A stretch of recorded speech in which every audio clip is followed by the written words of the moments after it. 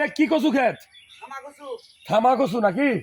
আর dear viewer যারা দেখছেন এই কচুটার নাম হচ্ছে থামা কচু। দেখেন এক একটা গাছে কয়টা কচু হয় দেখেন।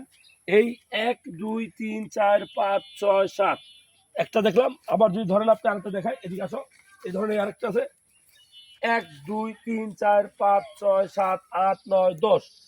অর্থাৎ প্রত্যেকটা কচু গাছ আপনি যদি দেখানোর চেষ্টা করি, দেখেন এই একাধিক মুখ আছে, দেখেন 1 2 3 4 এভাবে 5 6 7টা। অর্থাৎ আসলে বই পুস্তকে ভাষায় বলা হয় এই কচুটার নাম হলো পঞ্চমুখী কচু। ইলিশ মাছ, চিংড়ি মাছ, হ্যাঁ, তারপরে মুরগির মাংস দিয়ে যদি আপনি কচুটা রান্না করেন, ভাই রে ভাই কি যে স্বাদ। এটা ময়মনসিংহের বিখ্যাত পঞ্চমুখী কচু। যারা প্রথমবারের মতো এই ক্ষেতটা দেখলেন, আমাদের জন্য দোয়া করবেন, ভালোবাসা রইল। আমাদের ময়মনসিংহ অঞ্চল, আমরা আছি, আমার বাড়ি ময়মনসিংহ ফুলবাড়িয়া।